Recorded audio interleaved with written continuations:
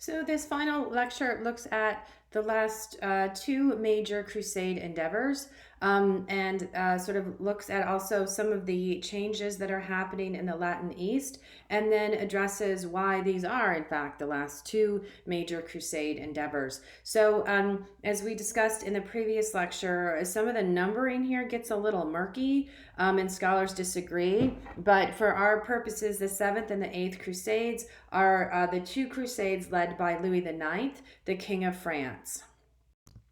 So some of the causes, the backdrop to why Louis goes on crusade, one is a major change in the Muslim world with the arrival of the Mongols. So in 1206, so obviously backing up, Genghis Khan unites Mongol and Turkic tribes around Karakoram, and then moves into sort of the northern China.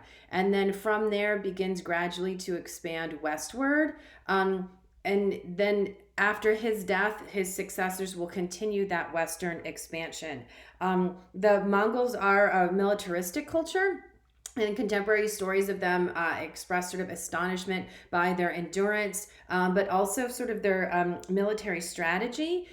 They're very, very effective in the field of battle, and also just their endurance, how long they can go on horseback without stopping, and all the conditions that they can endure, and also the destructive nature in a lot of instances of their conquest. Entire villages destroyed, adults killed, sometimes enslaved, and so all of these sort of perspectives are provided by their enemies, so we have to be careful with that. But we do know that they had a devastating impact as they move into Muslim-controlled territories and then eventually Western Europe. And this is an illustration from Matthew Paris's Chronica Majora, which is an account, a fairly contemporary account. And you can see here he's depicting the Muslims as cannibals, and sort of just obviously that illustrating that sort of extreme sort of view of them and their destructiveness. So the other thing that sort of precipitates Louis's decision to go on crusade in the 1240s is a small crusade that precedes it that we call the Barons' Crusade. This doesn't get a number. It wasn't really ever that sizable, but there are a few notable individuals who go. The concern here is that truce that Frederick II negotiated for control of Jerusalem is about to expire. And so a number of French nobles, Thibaut of Champagne, Richard, the Duke of Cornwall, this is the King of England's brother, goes. And this should be an ideal opportunity because you have actually a lot of infighting among the sultans. In particular, there are two sort of major bases of power. So you have the Egyptians, and then you have the sultans who are centered up north in Damascus, which is in modern day Syria. And because of some inheritance disputes, there's civil war going on. When the French arrive, they're the first contingent to arrive. There are a few sort of minor skirmishes that don't really produce much of anything in the form of the Barons' Crusade. But then ultimately, they are able to, so the Egyptians are sort of drawn into battle. They defeat the French. And then the French are able to withdraw. But in the meantime, this Egyptian force that's sort of been drawn into the field of battle by the arrival of the French Crusaders retakes the city of Jerusalem. Shortly after the French withdraw, the contingents under Richard of Cornwall from England arrive, and he is able to sort of play off Damascus against Egypt. He negotiates a truce that grants the Frankish settlers control of Jerusalem and actually considerably other territories in the region. But unfortunately, the state of things in the Latin East is such that they're just not able to really establish permanent control because of all the infighting, problems with sort of the military orders, and then they're going to face a whole new sort of set of challenges with the arrival of the Mongols. So in part, one of the things that the Barons' Crusade sort of inadvertently does is it draws these Egyptian forces north, and eventually in 1244 they seize Jerusalem. And on October 17th, then, the crusading forces are gone. They've left. So it's the local settlers who meet a sizable Egyptian force at the Battle of La Fourbe. And this is also viewed as sort of one of the last major battles of the Crusades. So you have the Franks, the settlers ally with the Muslims in Damascus. And then they fight the Egyptian forces. The Frankish forces are absolutely decimated. A local account suggests perhaps as many as 800 of the fighters are in captivity, about 5,000 possibly killed. The military orders are absolutely decimated. You have maybe 33 Templars who survive.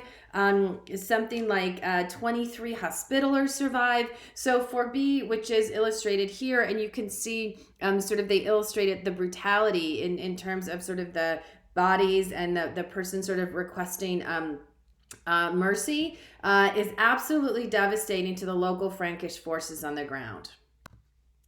So in addition to all those things that have been the developments in the Latin East, you also just have the extreme piety of Louis IX of France. He eventually will be canonized, so he's known as Saint Louis. And he himself has throughout his lifetime been extraordinarily devoted to the church. You can see this is an image of him.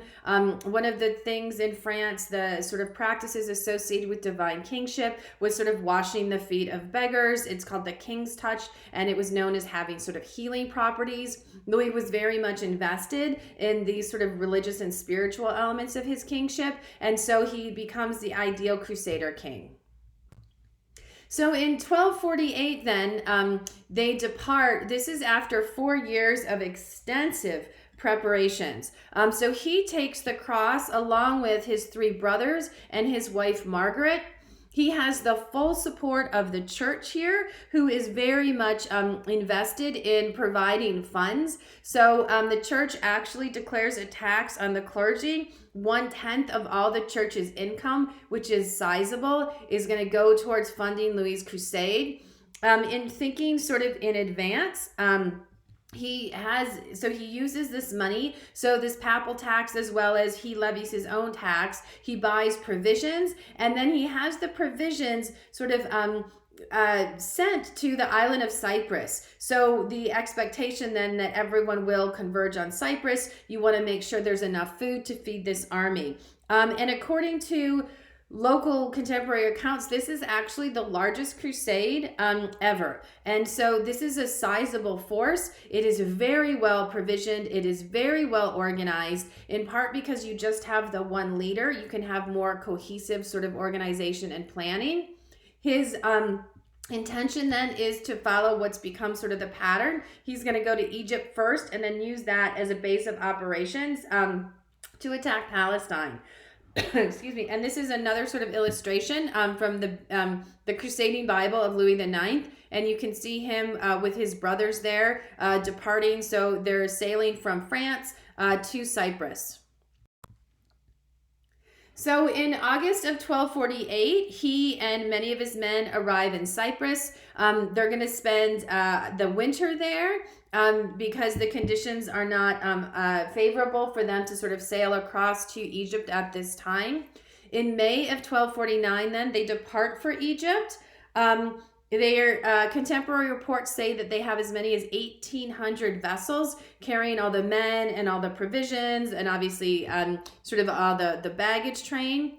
When they arrive at Damietta, the local population, remember, the local population is still recovering from the events of the Fifth Crusade. And this has become sort of the main theater of combat.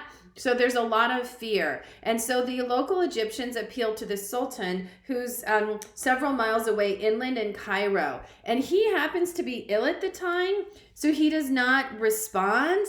And the Egyptians take that sort of the lack of any immediate response as a sign that he's not in fact sending reinforcements, and so they flee the city. In the middle of the night, everyone flees the city, and then in their absence, the Crusaders are able to move into the city and establish control of it with no opposition.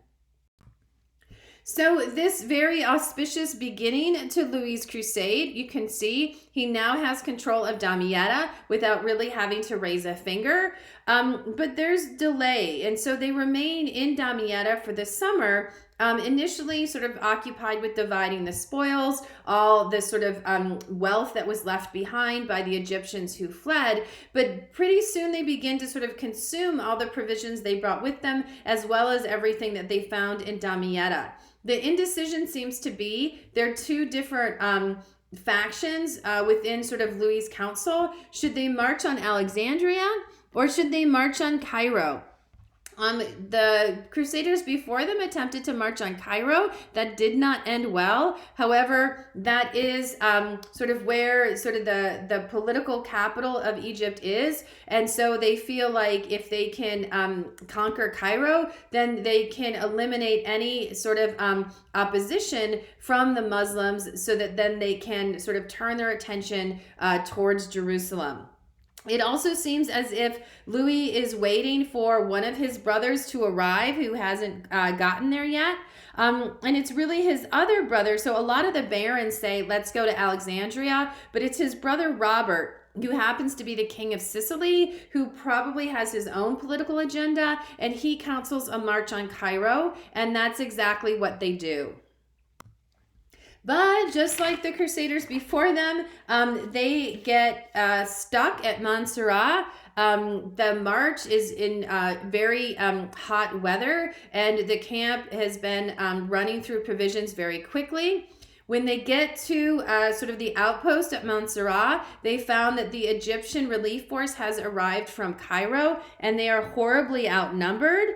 The Sultan's army attacks, and what we know is that within the Crusader camp, a lot of people are really, really sick. They're dehydrated. The king is among those who are sick, and you can see that sort of depiction here. His brother is a king of Sicily, is trying to sort of raise his spirits. But eventually, everyone is forced to surrender. Louis himself is captured along with a lot of other leading nobles.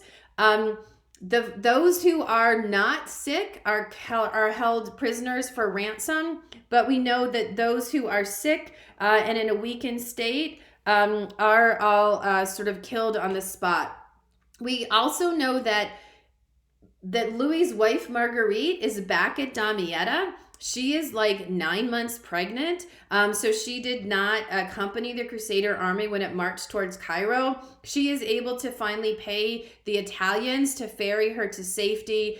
She makes it to Acre, where she gives birth to a son, and so she's going to wait for Louis to meet her there and begin the process of raising an enormous ransom. So obviously the Crusaders are in no position to negotiate favorable terms here. The king himself is their hostage. According to Crusader accounts, the Muslims constantly threaten them with torture and with death. And so eventually they agree to some pretty harsh terms. Damietta is returned to the Egyptians. We know that the sick and wounded have been killed, so there's little that can be done for them at this point. But the king, most of his nobles, and all the sort of healthy knights eventually are ransomed. And he promises, initially the Sultan of Cairo promises to save all their provisions and all the equipment that they brought with him. But as soon as the Crusaders leave, he destroys everything and he actually burns the entire city down. So from here, then, once he's ransomed, Louis, who has mostly recovered his health, is able to leave Egypt. So in 1250, he sails to Acre, where he reunites with his wife and his young son, Jean. He's going to spend about 4 years hanging out in Acre, even though the regent, his mother back in France, tells him he needs to come home. But he feels like he still has work to do. He is able to stabilize the situation up north in Antioch, which once again, power in that region is being contested. There's infighting amongst the locals of Antioch and Tripoli, so he's able to sort of get that sorted. He refortifies some of the key sort of defenses, so the city of Jaffa and the city of Sidon, which is a port city. And while he's there, the local barons who've sort of continued this infighting. There really is no clear authority. Obviously, there still isn't like a hereditary king of Jerusalem. So the kingdom almost has become sort of something that's bought and sold by the highest bidder. And so as long as he's there, he provides this sort of authority. Though once he leaves, things are going to kind of revert to where they were at. He does engage in some negotiations to try and secure Jerusalem that way, but he is unsuccessful. And so eventually he does return to France in 1254. So as the situation continues to develop, a lot more sort of changes in the Latin East. So the Mongols have arrived, and they've proven to be a really powerful challenge to the local Muslims. Another sort of group emerges in the 1240s, and these are the Mamluks. The Mamluks are actually initially slaves. That term Mamluk means owned.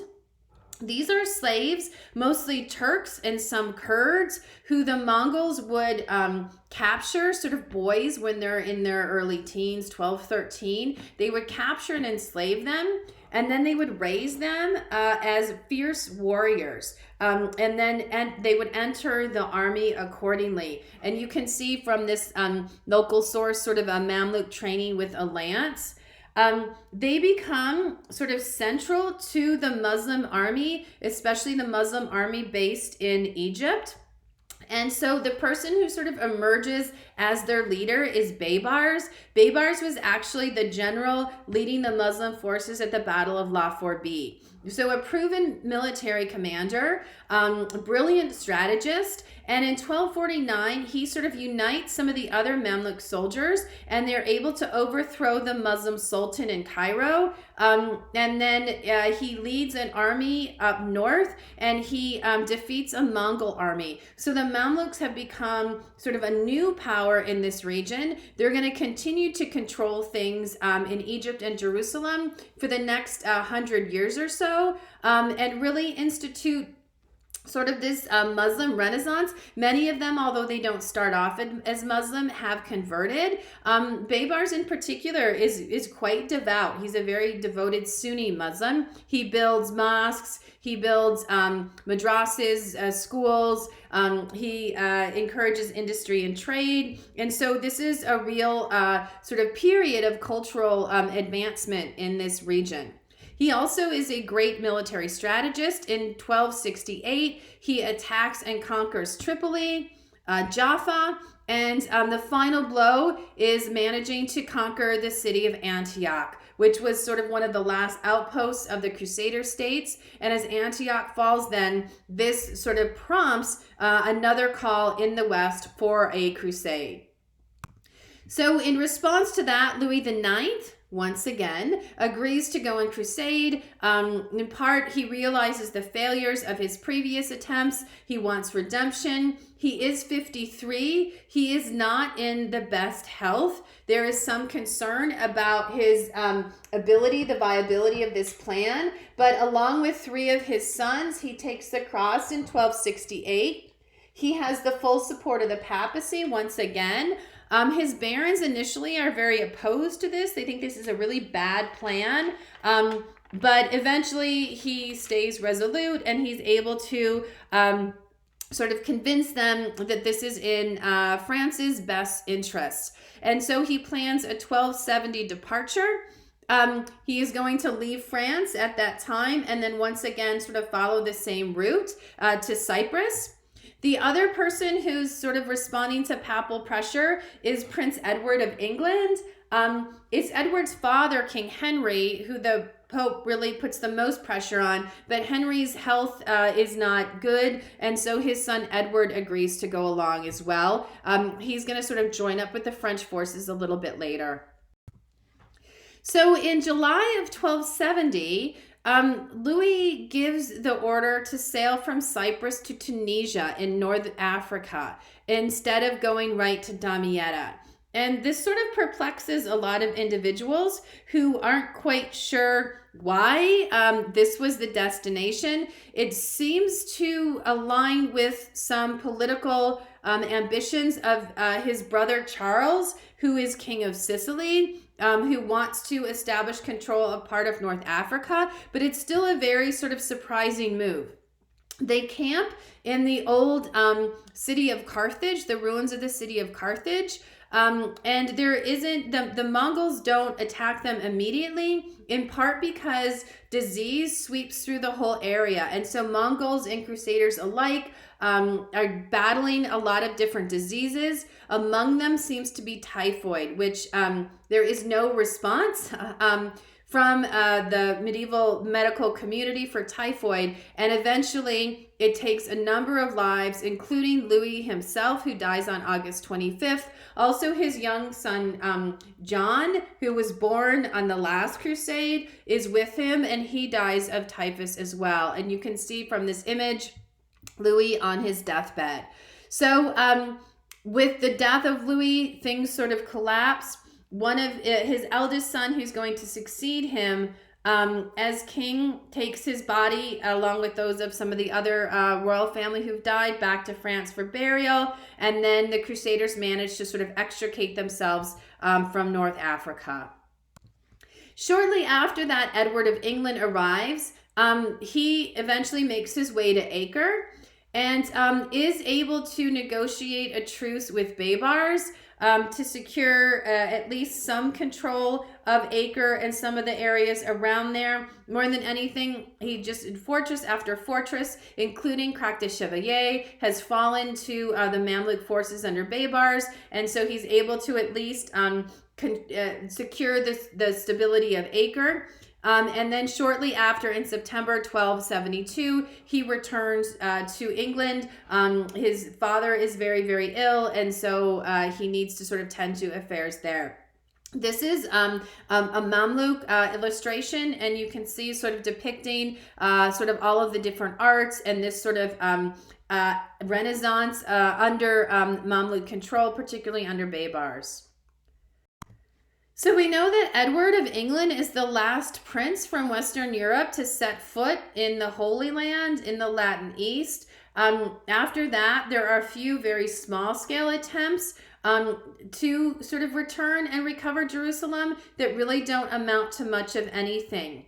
The papacy remains sort of fervently devoted to the recovery of Jerusalem, at least for a while, but their pleas really begin to fall on deaf ears. And what we start to see is just people in Western Europe don't seem to be terribly interested anymore. That zeal, that crusade fervor is really done. And it's hard to explain why it ends. Almost as difficult as to explain why it begins in the first place, but we do know that there are a number of things that are sort of going on. One of them, one explanation is this idea of papal overreach, particularly under Innocent III. So remember, Innocent III sponsored the Fourth Crusade, the Fifth Crusade. He was also actively engaged in several political crusades against other Christians, and it's under Innocent III that the Albigensian Crusade occurs. And so not only do the Fourth and Fifth Crusade essentially fail miserably, there's also a lot of question about just the validity of crusade as this papal tool, especially the aftermath of the Albigensian Crusade, when people sort of learn more and more about sort of the atrocities, the number of Christians that are killed, they begin to sort of become increasingly uncomfortable with this expanded notion of crusade generally. The other thing that Innocent does in pursuing these crusades against other individuals, other political rulers, or the Albigensians, is this just a diversion of resources from Jerusalem. So as long as you're trying to build up the Latin Empire of Constantinople, or you're sending men up into the Baltics, or you're sending resources to Iberia, you can't focus on Jerusalem. And so that becomes an issue as well. Over the course of the last century, taxes have been constantly levied by the church, by secular rulers, and so the local population, who really doesn't see any material gains from these crusades, become more and more resentful that they're constantly funding these attempts to retake Jerusalem with very little success to show for it. You also see, especially from Western Europe, a wide critique of the Frankish settlers. We've seen some of this before. I think one of the biggest issues is the explanation for the lack of success is that they do not have the favor of God because they are sinful. There has been very little success, so the logical conclusion is there must be a lot of sin in these regions that they have to account for, and so it almost sets them up for failure. Every time there is a negative outcome, then it's the individuals who bear responsibility because of their sin. And so it's sort of a lose-lose situation. You do, however, as we've seen, have constant infighting amongst the leaders of the Crusader states. They do not help their situation at all. These internal wars, the lack of strong leadership. So clearly the Crusader states were strongest in that first sort of century after Jerusalem was conquered, when you had strong kings in Jerusalem, when you had a strong leadership in Antioch and Tripoli, and that has not been the case for a very long time. Compounding that is initially the military orders become very, very powerful. A lot of money and land is donated to fund their cause, and then they accumulate a lot of wealth. And then that sort of makes them targets of criticisms as well. Eventually, the military orders actually have more authority in the Crusader states than the local nobility. And so that's going to alter the dynamic as well. But then increasingly the Templars become targets of criticisms for lots of things, most of which they probably did not do. But the King of France, Philip IV, eventually has the Grand Master of the Templars and a number of his leading nobles arrested. They're tortured. They're forced to confess to lots of crimes. They are burned at the stake, which is what is depicted here. And they really were sort of the last bastion of defense in the Latin East. And so once the Templar order is dissolved, it's very, very difficult to maintain control of any of the territory that is still sort of in Western Christian hands. And that's illustrated by the Mamluk conquest of the city of Acre in May 1291.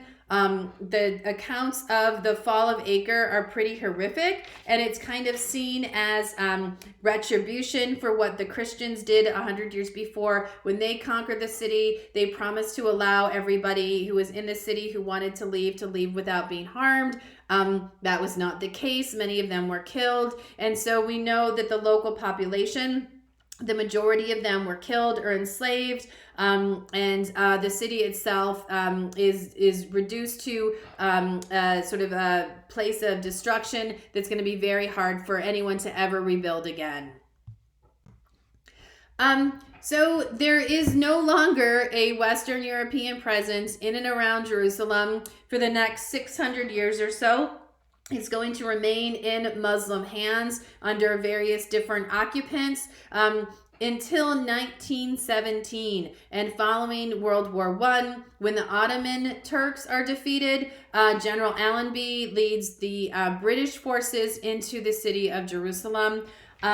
There is a lot of sort of rhetoric surrounding this moment that sort of tries to connect this European occupation to sort of the Crusades in the past, that is not only historically really problematic, but is one of the ways that we've sort of continued to view the Crusades in a modern lens in ways that are really distorting and certainly not helpful in terms of sort of relationships with various countries in the Middle East today. But at the end of the day then, we see after Louis' Crusades, attempts to sort of reconquer this territory, pretty half-hearted, obviously never successful, and it really does bring to a close this sort of crusading era in Western Europe.